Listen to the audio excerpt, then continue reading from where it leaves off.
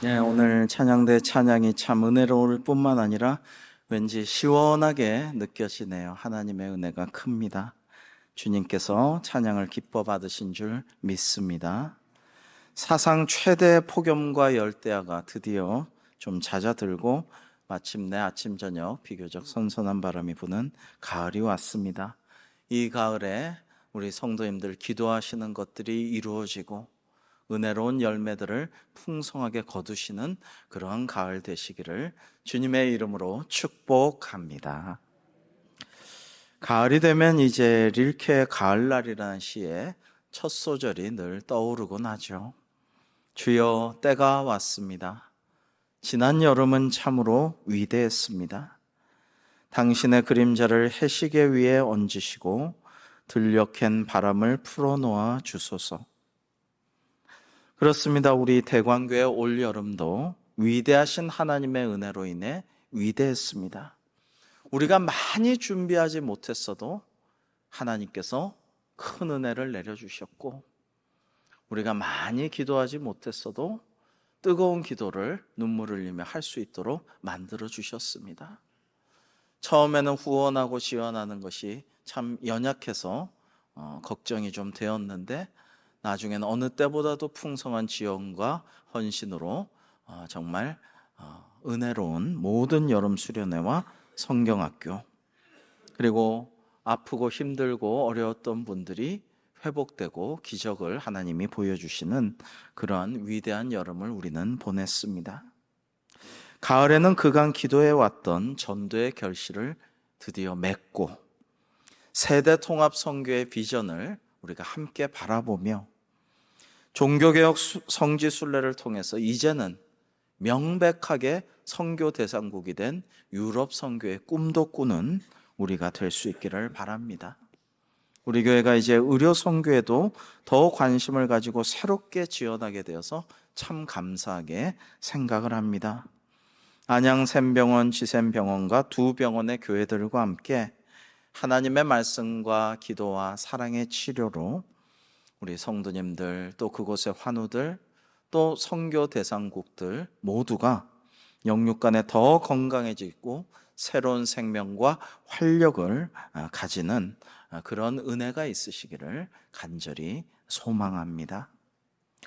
오늘날은 영상 시대죠. 불과 50년 전만 해도 여러분 기억하십니까? 뭐 좀 볼 거 없나? 어디 좀 구경할 거 없나?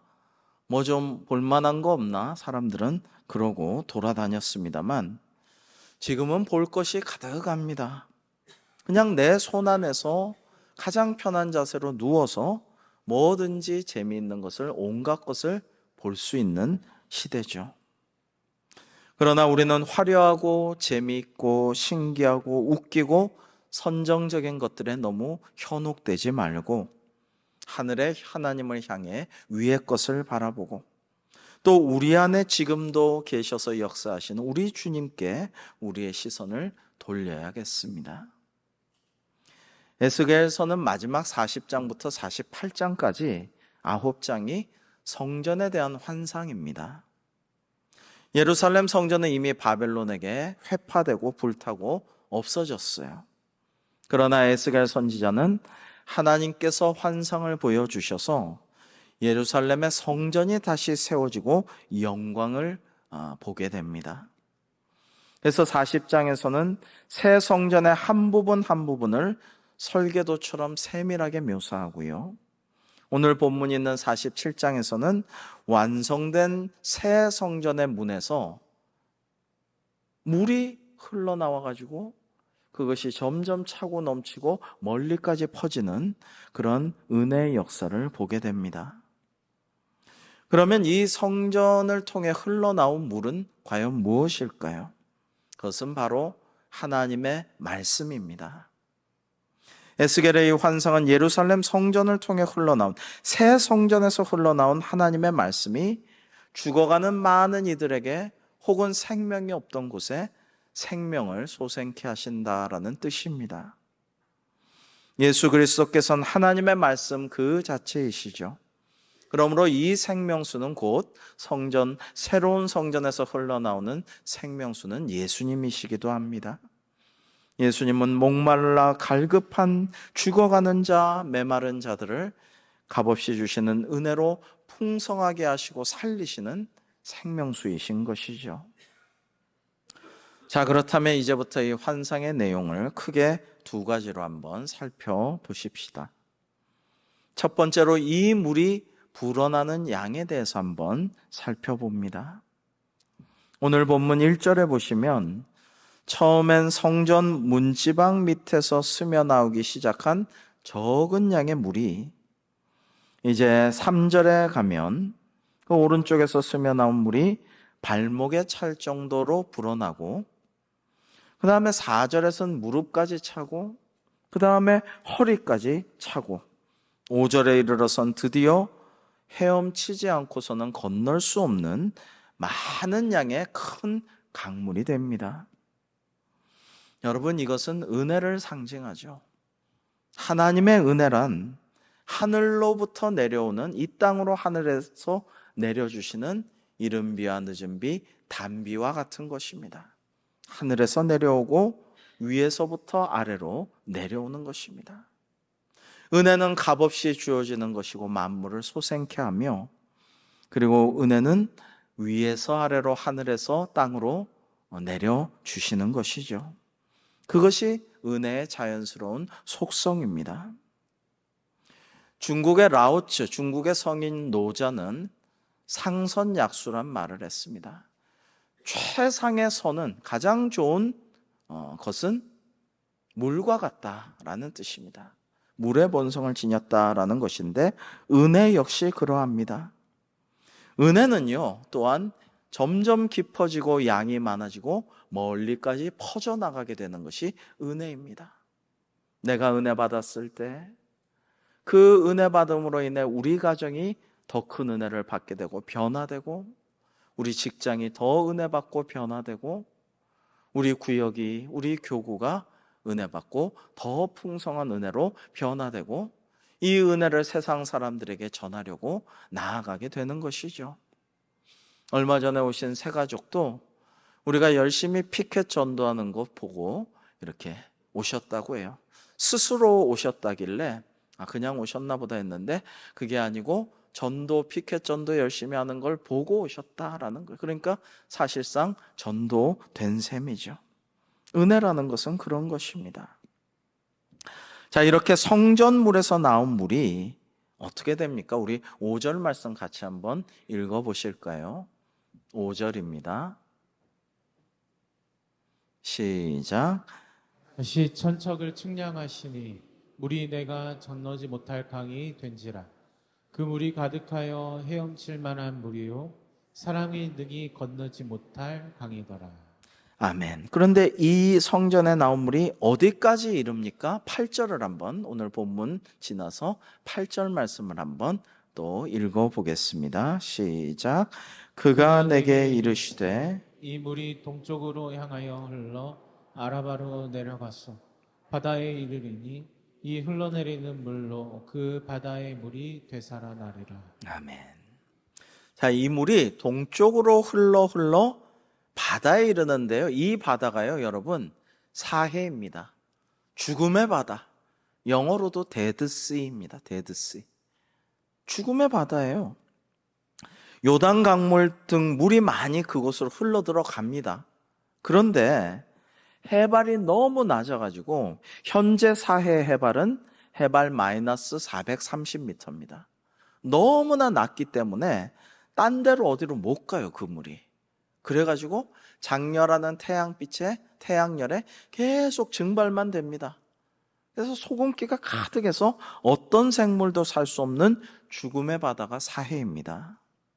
그런데 성전에서 흘러나온 물이, 자, 이제 5절을 거쳐 8절에서 사해까지 이르렀어요. 그러면 어떤 일이 벌어지느냐? 9절, 10절, 12절을 한번 저와 여러분 교독해 보겠습니다. 이 강물이 이르는 곳마다 번성하는 모든 생물이 살고 또 고기가 심히 많으리니 이 물이 흘러 들어감으로 바닷물이 되살아나겠고 이 강이 이르는 각처에 모든 것이 살 것이며 또 이 강가에 어부가 살 것이니 엔게디에서부터 에네글라임까지 그물 치는 곳이 될 것이라.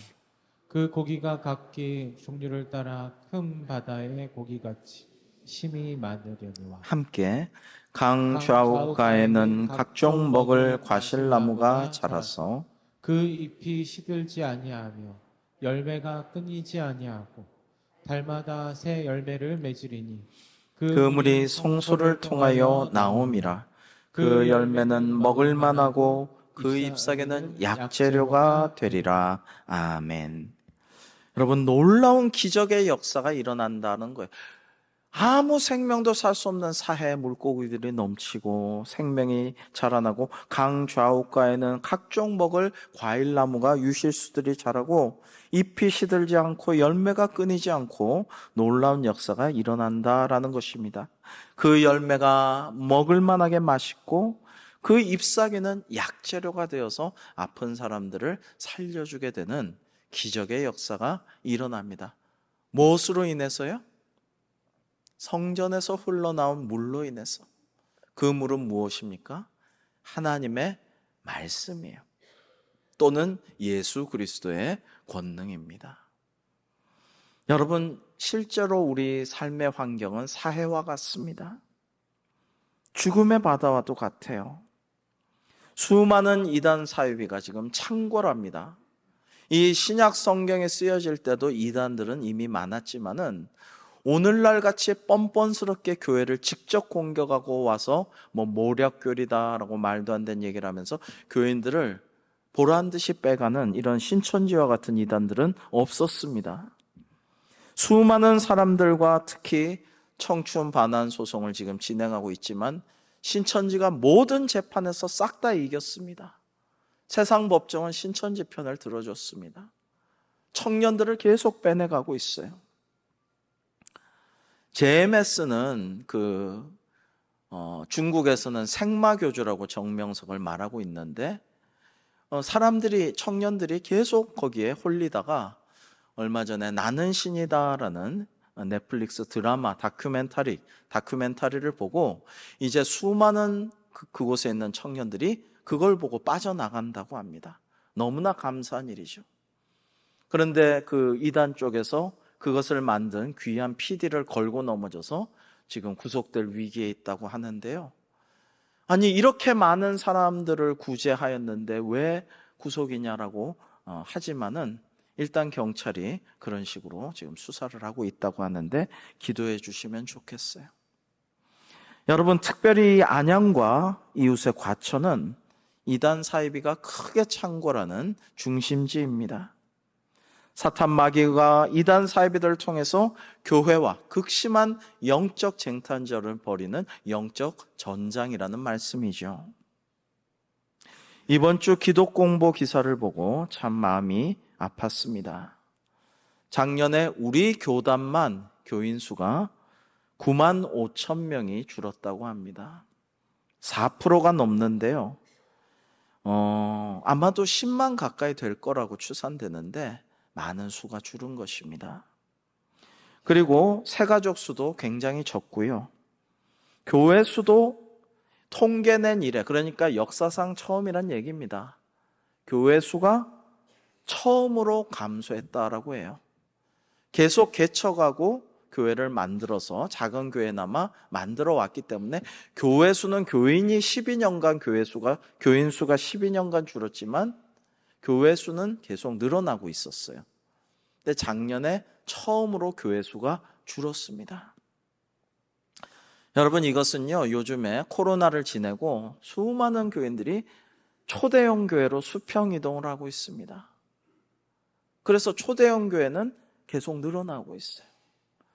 그러나 익명의 크리스찬으로서 별로 티도 안 나고 봉사도 안 하고 조용히 편안하게 우리 애들 좋은 환경에서 교육시키면서 그렇게 상당히 교우로서의 사명이나 전도하고 선교하고 봉사하고 구제하고 이런 것들은 별로 안 하고 그냥 편안하게 영적 생활에서 누릴 것만 누리라는 사람들로 인해서 초대형 교회는 점점 더 늘어나고 수많은 교회들은 문을 닫고 있습니다. 근데 교회도 생태계거든요. 이렇게 되면 교회 생태계가 무너져요. 개척교회, 작은 교회 다 망해버리면, 초대형 교회들만 그냥 공룡처럼 돼버리면 교회 생태계가 무너집니다. 크나큰 위기예요. 그러나 감사하게도 하나님의 은혜 생명수가 오늘도 임하고 있습니다. 여러분, 엘리야가 자기 혼자 바알과 아세라의 숭배자들, 아합과 이세벨과 온 백성들 850명의 바알과 아세라의 선지자들과 싸울 때에 주여 나 혼자입니다. 아버지 하나님 저밖에 없습니다. 너무 외롭습니다 할 때 하나님께서 아니야. 너 정말 모르는 소리하고 앉아있구나. 내가 바알과 아세라에게 절하지 않은 7,000명을 예비해 두었다 할 때 엘리야가 깜짝 놀랐을 거예요. 하나님은 늘 그런 성도들, 귀한 사람들, 제자들을 마련해 두시고 양육하시고 사용하신다라는 것입니다. 그래서 아까 찬양했지만 기도하고 낙심하지 말 것은 주께서 참 소망이 되심이라. 정말 그렇습니다. 얼마 전에 안양노회로부터 우리 노회가 지원하고 있는 신성고등학교의 상반기 보고를 받았는데요. 여러분께 좀 소개하고 싶습니다. 이 공문에 제가 주요 부분을 읽어드리면 학생 인권 강화와 종교 활동의 제한 속에서도 학생들이 자발적으로 세례를 이렇게 받은 것은 하나님의 은혜입니다. 이후에도 신앙생활을 계속할 수 있도록 기도해 주시기를 부탁드립니다라고 되어 있죠. 그래서 내용을 보면 올해 상반기 신성중학교 3학년 중에서 141명이, 그 다음에 신성고등학교 1, 2학년 중에서 262명이 세례를 받았다라는 내용입니다. 얼마나 감사해요. 청소년들 전도하기가, 세례 주기가, 그들이 주님을 영접하기가 얼마나 힘듭니까? 근데 이 어려운 환경에서 자발적으로 수백 명이 세례를 받았어요. 소망이 있어요. 감사합니다. 여러분, 지금 중고등학교, 대학교 할 것 없이 모든 미션 스쿨들이 타종교로, 이단으로 학교 재단이 수없이 넘어가고 있습니다. 이런 위기 상황 속에서 사회와 같은 환경 속에서 하나님께서 소망을 주시고 빛을 비춰주십니다. 우리 대광교회도 가만히 있을 수 없죠. 구원의 방주인 교회로 죽어가고 방황하고 침잠에 있는 영혼들을 인도하고, 또 밖으로 멀리 나가서 또 멀리 나가 있는 분들을, 선교사님들을 위해서 기도로 지원하고 물질적으로 후원하면서 그렇게 전도와 선교와 제자 삼는 일에 힘써서 하나님께 영광 돌리는 우리 대광교회가 되기를 주님의 이름으로 축복합니다. 둘째로 에스겔 선지자는 이렇게 많아지고 깊어지는 물을 봅니다. 이것이 또한 포인트입니다. 본다. 2절에도 본즉이란 말이 나오고 6절에도 본다라는 말씀이 나오죠. 에스겔 선지자는 이 물이 어떻게 흐르고 어떻게 불어나는지를 보고 있습니다. 그냥 구경하듯이 스쳐 지나가며 슬쩍 보는 게 아니라 세밀하고 천천히 주목하여 보는 것입니다. 관찰하여 보는 것입니다. 영어로 see가 아니라 watch입니다. 하나님께서는 3절에 나오는 그 사람, 즉 천사를 보내 물의 깊이를 천척, 약 500m마다 측량하는데 물의 깊이가 점점 더 깊어지는 환상과 비전을 에스겔에게 보여주셨습니다. 그렇습니다. 우리가 무엇을 보느냐가 정말 중요해요. 우리의 시선이, 우리의 관점이 무엇에 주목하느냐, 이것이 중요합니다. 여러분, 악하고 폭력적이고 음란한 것을 계속 주목해서 보면은요, 보고 있지 않을 때도 그 영상 잔영이 늘 맴돌게 됩니다. 여러분, 그러나 거룩하고 성스럽고 정결하고 은혜로운 것을 보면요, 거기에 대한 생각이 떠오르면서 거기에 대해 기도가 나오고 찬양하게 돼요. 우리가 무엇을 보느냐가 정말 이 영상 시대에 중요합니다. 비좁은 감방에 죄수 2명이 갇혀 있었습니다. 이 감방엔 빛이 없고 눈높이 석자 위에 작은 창이 나 있을 따름이었습니다. 그러니까 그들은 그 창 보면서 시간을 소일하곤 했죠. 죄수 중 한 명은 엄연한 현실을 일깨워주는 차갑고 굵은 그 굳은 쇠창살을 주로 보았습니다. 그 쇠창살을 볼 때마다 날마다 풀이 죽고 비탄에 젖어 원망과 분통을 터뜨리다가 낙심하고 절망하기 일쑤였습니다. 그러면서 늘 지냈습니다. 그런데 다른 한 죄수는 전도하러 온 분에 의해서 감옥에서 예수님을 구주로 영접하게 되었습니다. 예수님을 구주로 영접하자 그는 쇠창살 넘어 밤마다 별을 바라보았습니다. 하늘에 빛나는 별을 바라보며 나도 이제 자유의 몸이 되면은 하나님께 영광 돌리는 삶을 살아야지. 내 인생의 목적이 무엇인지를 깨달았으니 그것을 실천해야지. 그리고 죽어서 저 하늘에 영원토록 빛나는 별처럼 나도 하나님 곁에서 빛나는 천국 시민이 되어야지라고 늘 별을 보며 소망을 갖게 되었다라는 것입니다. 여러분, 우리는 아득히 멀리서 빛나는 별들보다 내 눈앞에 놓여 있는 보기 싫어도 볼 수밖에 없는 현실의 쇠창살을 많이 보게 됩니다. 그러나 너무 거기 주목하고 너무 거기 신경 쓰고 너무 문제와 우리 앞에 닥친 환난과 고통에 집중하고 그걸 묵상해서는 안 된다라는 것입니다. 우리는 하나님의 말씀이 역사하는 장면을 면밀히 살펴보고 그 말씀이 점점 내 안에서 깊어지고 차오르고 내 머리 끝까지 올라가서 충만의 뜻대로 흘러넘쳐서 주변을 적시는 것을 목도해야 됩니다. 상반기 1:1 열심히 하신 분들을 마지막에 만났는데요. 제가 참 감동이 되고 감사했어요. 내가 원래 가르칠 수가 없는데 가르치는 은사가 없다고 생각했는데 가르치는 분이 가르치면서 내가 큰 은혜가 되고 새롭게 됨을 느꼈다라는 말씀에 또는 정말 배우기 싫었는데 시간도 없고 하고 싶지 않았는데 인간관계 때문에 그 권면을 거절할 수가 없어서 배우게 되었지만은 너무나 감동이 되었고 우리 가정도 내가 은혜 받으니까 변화가 되었고 비록 내가 자격이 없다 생각되지만 나도 누군가를 제자화하고 제자 만드는 일로 한번 가르쳐보고 싶다는 소망을 갖게 되었다는 말씀에 참 감사했었습니다. 여러분, 아까 하늘에서 내려오는 비처럼 이른 비와 늦은 비, 단비처럼 은혜는 그렇게 내려온다라고 했습니다. 그게 은혜의 물의 자연스러운 본성이죠. 그러나 우리는 우리의 본성대로 본능대로 인간적으로 자유롭게 내 마음대로 살아서는 천국에 이르기가 어려워요.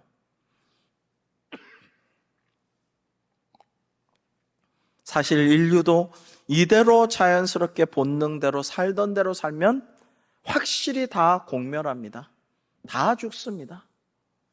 지구를 망칠 대로 망치고 있지만은 지구가 멸망하기 전에 공룡처럼 인류 자체가 곧 100년 내로 멸망할 것이라고 많은 사람들은 내다보고 있습니다. 특별히 우리 그리스도인들은 하늘로 향해야 하는 사람들이잖아요. 그러니까 상류로 위로 하늘로 땅에서 하늘로 올라가야 하는 존재잖아요. 그렇기 때문에 우리는 날마다 나를 쳐서 복종시키며 말씀대로 살아가려고 하고 힘들어도 기도하고 정말 봉사하고 구제하고 전도하고 선교하고 사랑하며 살아가야 돼요. 이건 그냥 본능대로 자연스럽게 되는 것은 아닙니다. 말씀에 따라 나 자신을 복종시켜서 할 수 있는 일입니다. 여러분, 그래서 우리의 신앙은요, 가만히 있으면 그냥 정체돼서 그 자리를 유지하는 게 아닙니다. 그러면 강물에 스르르 떠밀려가요. 나도 모르게 점점 더 우리의 신앙과 영성은 퇴보하게 됩니다. 정체도 못 돼요. 퇴보하게 돼요. 그러므로 우리는 날마다 상류를 향해서 노져 가야 돼요. 연어처럼 상류를 향해서 힘써 헤엄쳐야 돼요.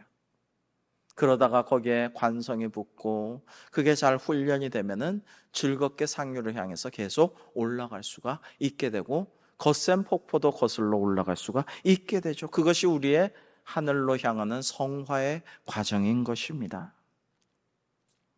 여러분, 우리는 은혜 강에 푹 빠질 것을 두려워하지 말아야겠어요. 생명수의 강물에 깊이 잠기는 것을 두려워하지 말아야겠습니다. 제가 예전에 새가족 강의할 때 어떤 새가족의 말씀을 너무 잘 듣고 실천하려고 애쓰고 참 너무 예쁜 분이 계셨어요. 그분이 한 번은 그래요. 목사님, 근데 전 요즘 너무 두려워요. 왜요? 말씀이 너무 쏙쏙 들어오고 은혜가 되고 그 말씀대로 살려고 하는데 이러다가 하나님이 저를 아프리카나 오지 선교사로 보내면 어떻게 해요? 사자밥이 되고 식인종한테. 하여튼 저는 그런 고생하기 싫은데 이러다가 주님의 참제자 되면 그런 데 보내시면 어떻게 해요? 두려워요. 정말 솔직하게 얘기하시더라고요. 그래서 아니, 하나님께서 다 단계별로 사람을 보시고 또 은혜롭게 인도하십니다. 걱정하지 마세요. 또 기쁨으로 할 수도 있습니다. 걱정하지 마세요라고 위로해 드렸는데요. 설교의 왕 스펄전 목사님이 이런 말씀을 하셨습니다. 하나님을 두려워하는 것은 다른 모든 두려움을 사라지게 한다라고 말입니다. 우리가 하나님을 경외하며 경배하고 예배하고 말씀대로 살아갈 때에 우리가 은혜의 강 생명수에 깊이 머리끝까지 푹 빠지고 그것이 차고 넘쳐 이제 성전에서 흘러나와 주변을 적시고 우리의 충만한 은혜가 우리 가정과 직장과 이웃을 적실 때에 하나님께 영광 돌리는 우리의 삶이 될 줄로 믿습니다. 그리스도인의 삶이란 그런 것이죠.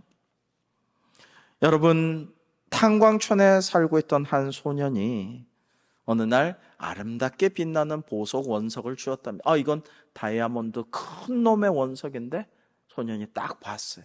이거 돌들만 깨놓으면 안에 있는 어마어마한 다이아몬드가 이제 모습을 드러내겠다. 이거를 잘 갖고 와서 저녁에 탄광에서 일을 마치고 온 광부 아버지께 자랑하면서 말했습니다. 아버지, 이거 참 예쁘죠? 장차 이렇게 반짝이는 값비싼 보석이 저는 되고 싶어요. 아버지는 아들을 사랑스럽게 바라보다가 창가에 걸린 호롱불을 가지고 와서 아들 앞에 앉아서 불을 밝혔습니다. 컴컴했던 방안이 환해졌습니다. 아버지는 이 호롱불을 소년 앞에 들어 보이면서 이렇게 말했습니다. 얘야, 아빠는 네가 보석 같은 사람보다 이런 호롱불 같은 사람이 되면 좋겠다고 늘 기도한단다. 그러자 아들은 이해를 못해서 고개를 갸웃거렸어요. 아니, 이 값비싼 다이아몬드 나도 그렇고 우리 가정도 잘 살게 해주고 부자 되게 해주고 누리게 해줄 텐데 금방 꺼질 것 같은 이 작고 보잘것없는 호롱불 같은 사람이 되라는 게 무슨 뜻이지라고 말이죠. 아버지가 부연 설명을 해 주었습니다. 아들아, 보석은 빛을 반사해야만 그 아름다움을 뽐낼 수 있지 않니? 그러나 넌 이 호롱불처럼 세상이 캄캄하고 어두울 때 자기 몸을 태워서 세상을 환히 밝혀주는 그런 사람이 되기를 기도하고 있어라고 말했다고 합니다. 여러분, 이런 꿈은 매우 숭고한 꿈이고 아름다운 꿈이지만 아버지의 이 귀한 기도를 아들이 잘 알아듣고 자신의 꿈으로 삼아 함께 기도하고 노력해야만 그 꿈이 이루어지게 될 것입니다. 우리 교회도 마찬가지입니다. 우리가 함께 같은 꿈을 꾸며 하나님 보여주신 비전을 바라보며 하나님의 시선이 우리의 시선이 되어서 하나님께서 바라보시는 그곳을 함께 바라보며 우리가 기도함으로 나아갈 때에 에스겔에게 마른 뼈도 솟게 하여 큰 군대를 만드시는 장면을 에스겔서 37장에 보여주신 하나님께서 오늘 본문에서는 정말 사해바다에 물고기가 넘치고 강 주변에는 많은 나무들이 숲을 이루고 열매가 맺히며 그 잎사귀가 약재료가 되는 기적의 현장을 보여주셨잖아요.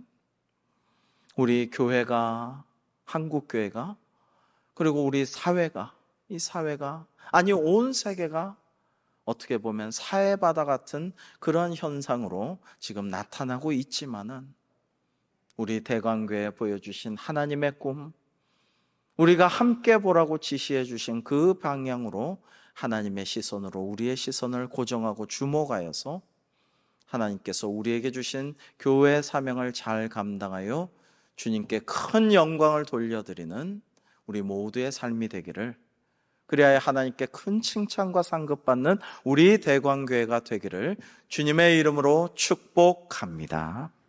기도하겠습니다.